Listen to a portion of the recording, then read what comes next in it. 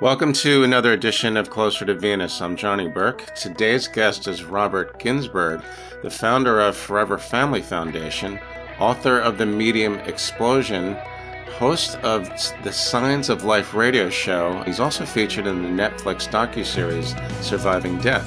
Today, we'll be talking about mediumship and other evidence of life after death. Robert, welcome to the program. Thank you, Johnny. It's my pleasure to be with you today. Excellent. You've done quite a bit of research into mediumship, which apparently has a lot to do with survival of consciousness. How did you find yourself on that path?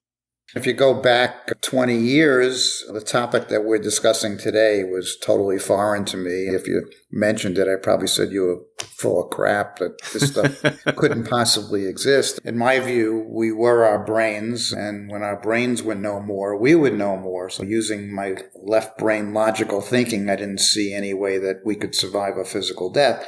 One morning on September 1st, 2002, my wife woke up in bed, 3 o'clock in the morning. She sat straight up and she was shaking and trembling and ashen white. I said, "What's the matter?" And she said, "Something horrible is going to happen today." And I said, "Well, what does that mean?" And she just said, "I don't know, but it's devastating." So, make a long story short, I took her seriously. I watched over my 3 kids during the day.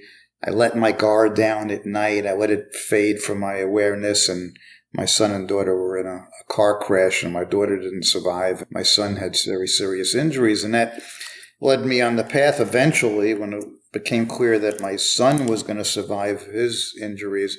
I remembered that morning, and I said, wait a second, how did my wife Fran know? Because she knew. And that started me on a quest. I needed the science part of it, people that were well-credentialed, and scientists and researchers and medical doctors to tell me if it was possible that our consciousness still survived.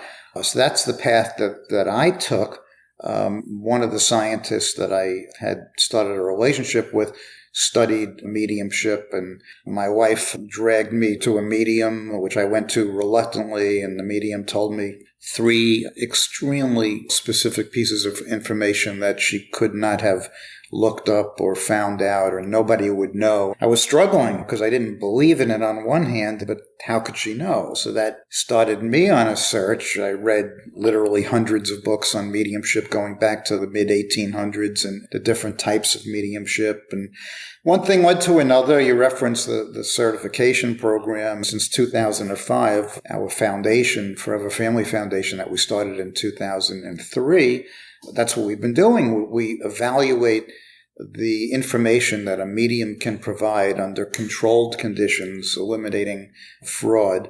We score the information, and those meeting our minimum guidelines are granted certification. Having said that, historically, since 2005, 85 to 90% of the mediums that we've evaluated have not gained certification. I mentioned in the book that I wrote that you referenced, The Medium Explosion. In my opinion, based upon my experience, I think that 85 to 90% of the practitioners, the mediums out there today, can't do what they claim. It's not to say that they're all fraudulent. Some small degree certainly are, but they're just inexperienced and they haven't really developed their abilities. One of the common skeptic refrains is, how do we know that the mediums can really speak to the dead? Could they just be reading our minds? Yeah, that's a legitimate question. I considered that as well. The best arguments against that are very often the medium will give you, as the sitter, the person sitting with the medium, information that you didn't know and that you later discovered to be true. Or sometimes there are drop-in communicators. In other words, people from the spirit world that the medium doesn't know and that you as the sitter don't know, and they give you evidential information which you later find out to be true. So it's hard to make the argument that they're reading your mind if you are not aware of the entity that's coming through or that information. There's another argument that people make that what mediums do, or that they're picking out, they're plucking information from a vast field of information to extract it. It's conceivable. But, I always think that as extraordinary as it might be to go into one of these fields of information and pick out information from trillions and trillions and trillions of bits of information that have occurred since the dawn of man, But then how do you extract a personality? Well, it's not a data point. Mediums sometimes take on the personality and can describe the personality of the person in spirit. So to me, the survival explanation seems more logical than being able to extract information from a field.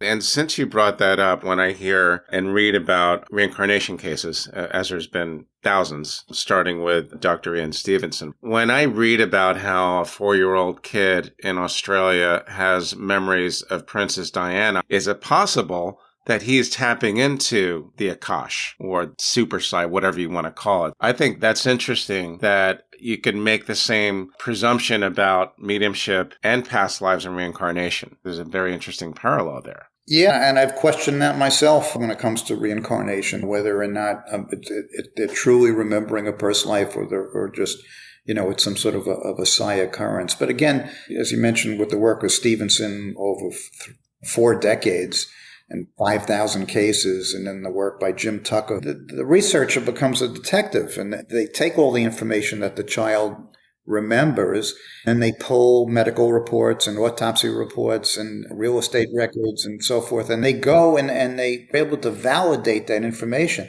And sometimes, if they're lucky and the past life happens to be in the same family, happens to be in the same geographical area, the researcher will accompany the family to visit the family that he remembered. Sometimes the family members from the past life are astounded at the information that they know. So it's one of those things that we'll never quite know for sure, but the evidence is really astounding. In the Surviving Death series on Netflix, the last episode deals with reincarnation, and they had a couple of excellent cases that are mind-boggling. They're extraordinary cases, but you show what we're talking about with the evidence. It is incredible. And when you look at the work of Dr. Michael Newton and some of the cases of the in-between life space where they make soul contracts and they pick their parents, it's almost like they're casting a movie or something. I think the mediumship is really, really important. Your work with the Forever Family Foundation, organizations like Windbridge, are really important to communicate with people that not all these people are frauds, that actually there is some evidence that it works.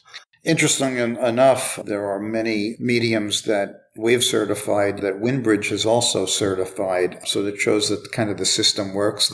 They were able to pass through ours and pass through theirs, so you really know that they're the real deal.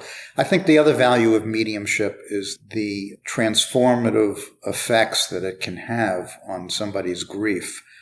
If people get a very, very strong evidential reading, it could really flip the way that they think about death and their loved ones. There have been a bunch of clinical studies and published in peer-reviewed journals that substantiate that, and we've witnessed that. Next week I leave for one of our grief retreats. We have a bunch of certified mediums that are there, as well as grief professionals and metaphysical practitioners and so forth. And you could see tangible results. You could see people when they arrive at the retreat in the state that they're in various stages of grief. And then when they leave, and there's a lightness to them. And very often those positive effects are long-lasting, and it stays with them. Mediumship is a very, very serious business, and you can't just get into it on a whim because you want to be like so-and-so on TV. It comes with tremendous responsibility.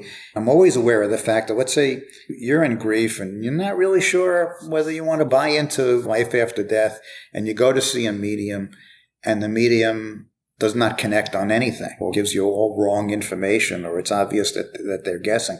You can walk away from that reading in worse shape than when you got there, because you walk away saying, all right, all mediums are the same. I went to this medium and she or he was horrible, so that's it. In the certification program, we want to provide a resource for the bereaved. There's some practitioner that they could rely upon. And it's not a guarantee if you go to the medium that you're definitely going to get a connection and a powerful reading. There's a lot of things that have to take place in a reading. There's 3 parties. There's the party in spirit, there's the medium, and then there's you as the sitter, and there has to be a resonance where things are all clicking. And if one of those things is out of whack, it's not going to happen. But what we found over the years is that the mediums that we've certified are very, very consistent. They rarely have a bad reading, and they rarely don't connect, and that's the difference. Speaking of mediums, different types, there's the mental mediums, and there's trance mediums. There's also the term psychic medium, and I think all mediums are psychic, but not all psychics are mediums. So can you tell us a difference, especially between the trance medium and the mental medium? Yeah, I think 99.9% of the mediums out there today are what we call mental mediums. The theory is that they communicate with people in the afterlife world or another dimension through a telepathic process. So it's really mind-to-mind communication, except that one of the parties involved no longer has a body, but they still have a mind or a consciousness or a soul. So that's where the communication is taking place. There were mediums in the past, and still some today, that would go into trance. And in trance, the person in spirit would take over the medium's body. In some cases, would be able to communicate through the medium's vocal cords. There's full trance where the medium doesn't remember any part of the conversation that took place, and partial trance where afterwards they will remember some of the stuff.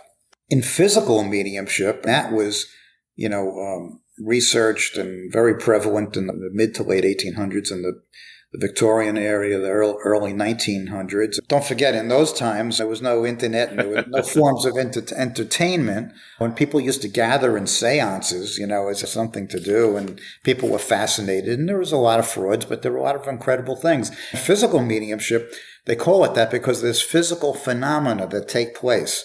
People see levitations, they see visions of their loved ones formed out of ectoplasm. They'll see solid things just materialize and fall down like coins or stones and things of that nature. So it's an incredible thing. The problem with physical mediumship from a research perspective is that the mediums insist that the seances take place in total darkness. They'll have occasionally very brief periods of very low red light that comes on. You can sort of see the outlines of things. But most of the sessions take place in the dark. I was curious after all those years and took part in a seance with a physical medium. And yes, I did witness the phenomena, and I did, for lack of a better term, get smacked in the head and the shoulders about 15 times from this, they call it a floating trumpet. It's really a cylinder made out of cardboard in the shape of sort of like a megaphone or a trumpet, and it would float in the air. You actually saw it floating in the air? Yeah, well, they put some illuminating tape on the rim of the trumpet, and when they turn on that very dim red light, you could see it. But you can't see much else, so I couldn't make an objective decision about whether what I saw is real. It was either total fraud, because it's in darkness and the medium's got a pole, or it's incredible. But I wasn't offered the chance to examine the room beforehand. I couldn't see anything. So how can I make a judgment? It's one of the arguments that researchers have. The physical mediums today will tell you that the reason that they don't want light is that this material called ectoplasm exudes from their body, and that when it's subject to direct light, it changes the structure of it, and it could actually physically harm the medium.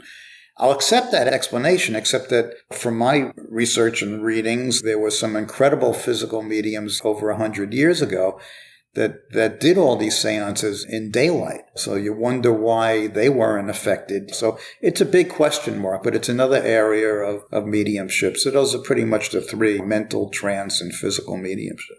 What type of entities do mediums typically work with? I've heard of spirit guides, angels, star beings even. Mediums don't often describe that. When you ask them outside of the reading, they'll tell you that they have spirit guides that they consult. Back in the day, when we were talking about the other forms of mediumship, the mediums generally had what they called controls. So the people in spirit would say they have a hard time communicating directly to the physical world. So they had helpers on the other side, actually may have mediums in the other dimension the same way we do here. And they used to facilitate the process. But in all the readings that I see, the mediums never appear to mention others that are facilitating the process. They'll just contact spirit in various different ways. Mediums describe some of them will see the spirit or smell the spirit or audibly hear the spirit and so forth. They utilize their physical senses in the process. but very few mention any type of spirit guide. What's also interesting is that I found strange initially is that mediums virtually never bring forth negative information, which is puzzling because we know that the universe is made of both positive energy and negative energy. But when I ask the mediums, they'll say that before they do conduct a reading, they ask their spirit guides to surround them with positive, white, loving light, and that kind of information doesn't get communicated. That's the best explanation that I have heard, but perhaps they do get some negative information, but they're responsible and they don't want to convey that to the sitter who may be in a fragile state to begin with. Right, if they're responsible, and they should be. I've heard the same thing, that protection spells. Just about every medium I've talked to has said the same thing. I hear about the same thing with shamanism and the Akash. There's people that do the Akashic readings that consult spirit guides. Is that very similar, or is it completely different? It's probably very similar. The thought is that we all have guides that look after us, take end-of-life experiences, deathbed visions, where people could be hours before their physical death or several weeks before their physical death, start describing and seeing loved ones who have died before them. It's usually a positive experience, and they're happy. And the implication is that we all have escorts when we exit this physical plane. That's a wonderful thing.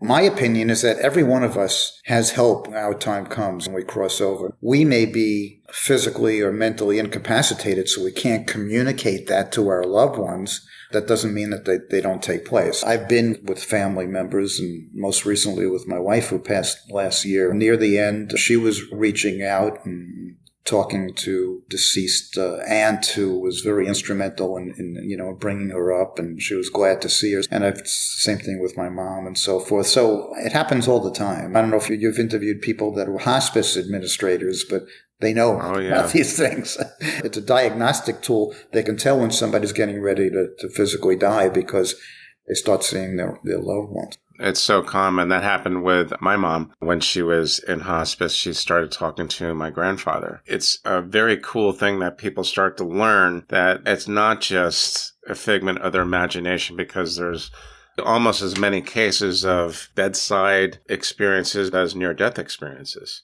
right?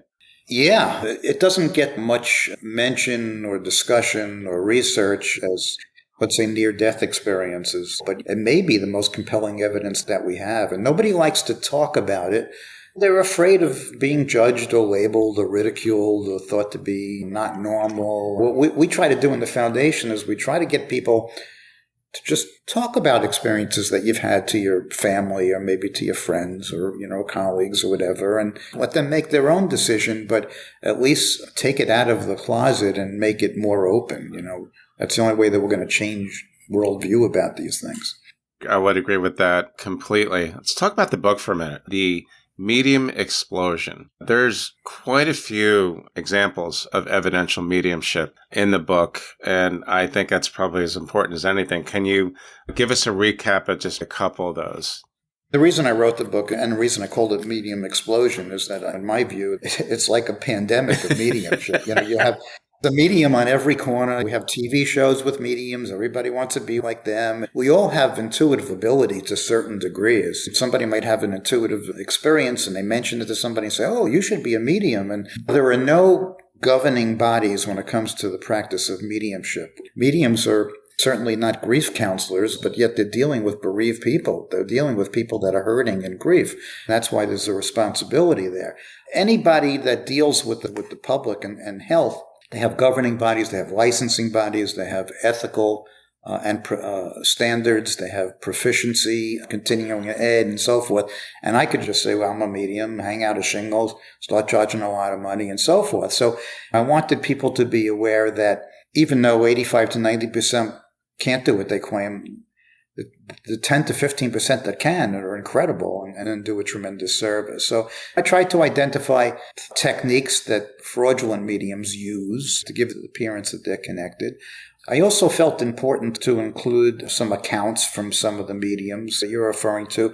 And I ended the book with about 10 personal experiences that I have that I thought were backed up by the research. There's a story in the book about one of the mediums that has been certified. A lot of people always ask, do our loved ones in spirit keep tabs on what we're doing in the physical world? Do they know what's going on? Apparently they do. One of the mediums had an account where she's doing a reading for a woman, and she's bringing through the woman's deceased mom, and the reading's going well, and she's connecting, and mom's giving all this evidence, and all of a sudden the medium said, "Shots fired." And the sitter's sitting, what does that mean? She goes, "Shot fired. 2 shots fired, 3 shots fired." And now the sitter just wants to walk out. Like, my mother wouldn't be saying this, but yet her mother's giving her this information. And then she goes, 1 dead. And then she goes, 2 dead, 4 shots fired, and 3 dead. Literally, as soon as she says that, they hear in the street sirens, and they look out the window, and police car after police car is pulling up. And it turns out that while she was giving that information, there was a couple 2 houses down where the mother and father were estranged. The father came back and started shooting. Then he killed his wife and mother-in-law and a child. There's an example, whether you call it a warning or whatever, but apparently they do keep tabs, on what's going on in our physical life. Sometimes they intercede.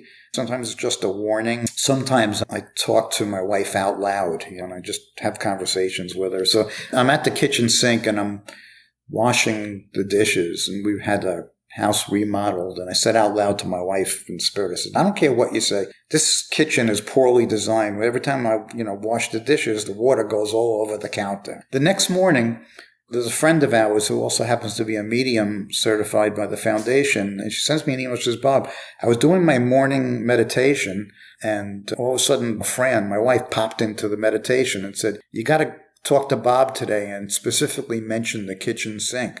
I guess she hears me. You can make the argument that this was not a mediumistic communication. It could have been psychic information. But since I mentioned it and it was communicated the next morning, I tend to think that it was.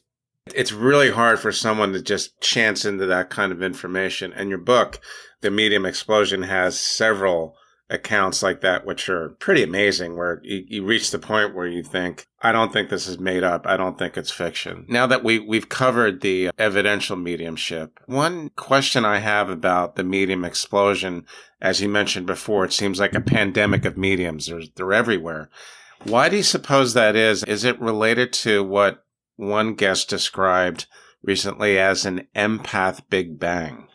You could make the argument that the reason we have more mediums is because more and more people are entering into spirit, and more of them want to get through, so they need more conduits to pass on the information. The media has a tremendous amount of influence in these things. Some of these, TV shows and movies become very, very popular. Some people are fearful of it, but most people embrace it. They may not be totally convinced, but the idea of getting messages from the other side is attractive. The problem is that once a medium becomes very successful, they could have 3-year waiting lists and charge obscene amounts of money.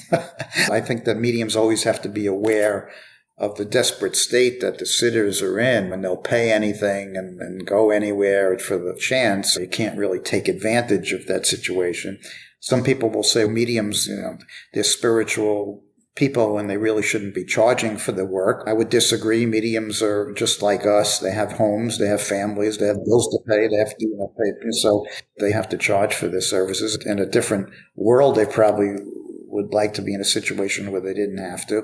So I don't know what the answer is. 100 years ago, this is nothing new. There was a medium explosion then, but we just didn't have the proliferation of practitioners today. The other problem is that now at the age of social media, you can find out anything about anybody, just about. We became aware of a medium that was doing readings on Zoom, and on the left part of her screen, she had the image of the sitter, and on the right part of her screen, she had the sitter's Facebook page open. And she was just going through all the information on Facebook fraudulently, and the sitter was, wow, how do you know this? So have to be aware of that as well. You shouldn't be divulging information to the medium when you set up the reading, perhaps your first name, and you don't want to volunteer information. Our sitters are trained to give yes or no type answers. Yes, I understand. No, I don't understand. Can you give me more? The medium is supposed to be giving information to you, not the other way around. And if a medium asks you who you would like to speak to,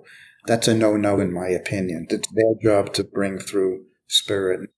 I think that's a good suggestion for people that are asking, what information should I give and what should I not give? And the simple answer is give as little information as possible. Since 2003 and then 2004, when we started certifying these mediums, in all of these years, I've never gotten a reading from one of our certified mediums. And the reason that I never did is because a lot of them knew too much about my personal story, so that I knew that I could not trust the information, even though I know that they're solid and professional and they wouldn't resort to that. And recently, after my wife passed, one of the researchers asked me if I wanted to get a reading through another medium. Actually, the medium's name was Sandra O'Hara, and she was featured in the Netflix documentary. And sadly, Sandra herself passed to the spirit world a few weeks ago. I agreed to get a reading. I only gave her my first name, and I had to pay for the reading in advance. So my friend paid for the reading using her own PayPal account. So She couldn't make the connection there. And I got an incredible reading. And when I get a reading, I score it as if I was evaluating. So I'm very meticulous. And this medium, Sandra, was 90% accurate and gave me a lot of information that she couldn't, have looked up. So that's why it's important. It's a lot more powerful when you're convinced that there's no way that the information could have leaked through explainable sources, One of the things I got from the book was a very simple method is listen to a recording, always ask for a recording. And if the medium says, well, I don't really like recordings, that's probably a red flag, because you can take the recording and determine that piece of information, is that a hit or a miss or a maybe. And if it's above 70, 75% accurate as far as the hits are, then that's a pretty good indication that the medium knew what they were doing. Yeah, and there are several advantages to recording. The argument that I hear often about the mediums that say, no, they don't allow recordings, because spirit interferes with the process. Yeah, spirit can affect different electronic phenomena, but that's not a reason. I don't buy that. But having a recording, as you mentioned, sometimes as the information's coming through, you forget things. So it gives you a record. And also, don't forget, when we want to hear from our loved ones, we want that information to fit. We want them to be making a connection. We remember things that didn't actually occur. We say the mediums gave me my loved one's exact name, but then you listen to the recording and maybe the medium mentioned 6 or 7 different common names. The other advantage is that if you got a good reading and a long time goes by and you start to doubt and you start to fall a little bit further down in your grief, hey, I could play the recording and here's the evidence. You can listen to it and sort of dig out from that hole that you crawled into and you have tangible evidence. There's a lot of advantages. And if you can't record, by all means, take notes during the reading.